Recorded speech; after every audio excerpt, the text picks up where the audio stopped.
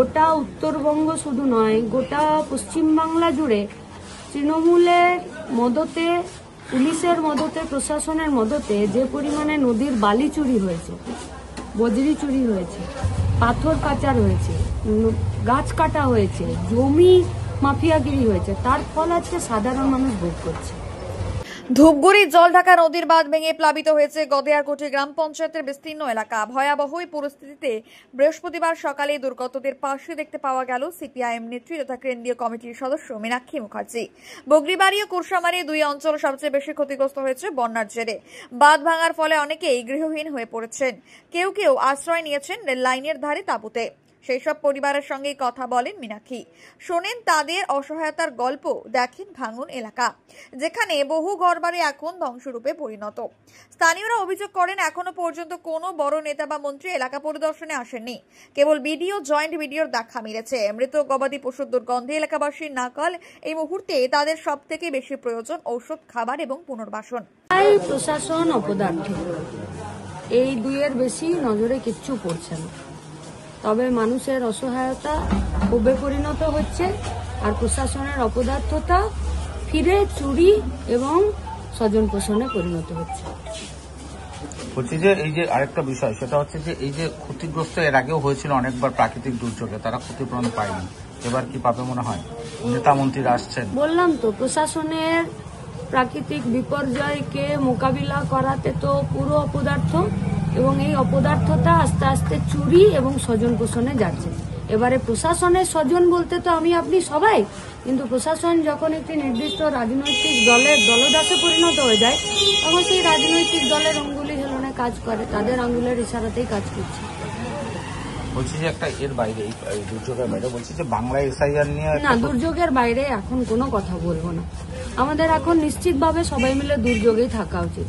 দেখুন, ধান এবারে আলিপুরদুয়ার, কোচবিহারে ধান চাষে অনেক সমস্যা হয়েছে। প্রথম দিকে বৃষ্টি ছিল না, তারপরে যদিও বা চাষ হলো, তারপরে এমন বৃষ্টি হলো, এমন বন্যা হলো যে ধান চলে গেল, জমি চলে গেল, বাড়ি চলে গেল, হাঁস, গরু, ছাগল, মুরগি সব চলে গেল।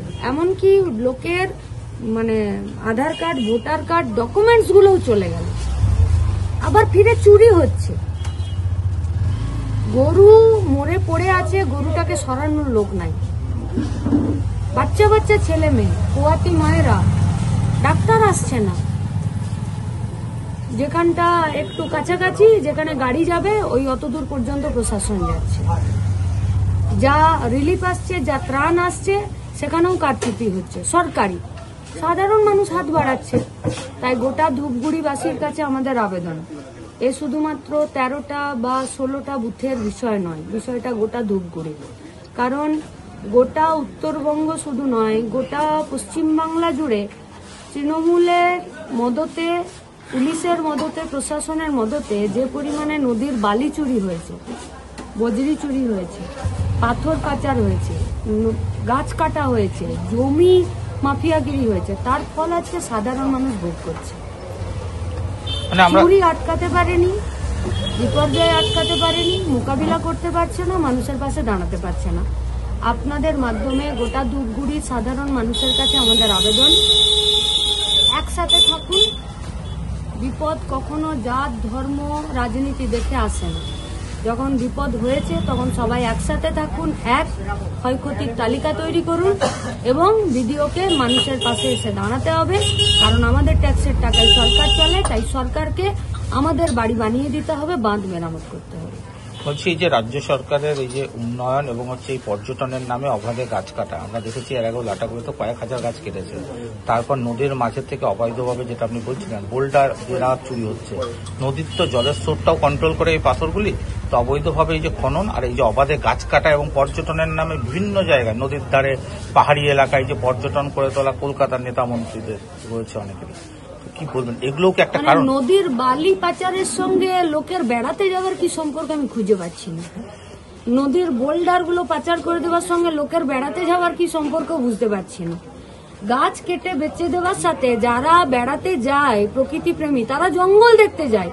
জঙ্গলের গাছ কেটে মাফিয়াগিরি করে সাফ করে দেওয়ার জন্য যায় না। তাহলে যারা এটা করছে তারা তৃণমূল কংগ্রেস। যারা মাথায় ছাতা ধরে আছে তারা বিজেপি। পশ্চিমবঙ্গের বিধানসভার ভেতরে শুভেন্দু অধিকারী আছে, বিরোধী দলনেতা। আজ অব্দি বিধানসভার ভেতরে কোনোদিন এসব কথা শুনেছেন? মানুষ মরছে, খেতে পাচ্ছে না, এসব কথা বলতে ইচ্ছে করছে না, কিন্তু আজকে এরা চুরি পাচার করেছে বলেই আজকে গোটা পশ্চিমবঙ্গের এই অবস্থা। আচ্ছা, শুধুমাত্র কি দার্জিলিং, জলপাইগুড়ি, কোচবিহার আর আলিপুরদুয়ারে গঙ্গাপদ্মা ভাঙছে না? মালদা, মুর্শিদাবাদ ডুবছে না? আচ্ছা, মেদিনীপুরের দুটো জেলা, হাওড়া, হুগলির একটা করে অংশ প্রতি বছর বন্যায় ডুবে যাচ্ছে না?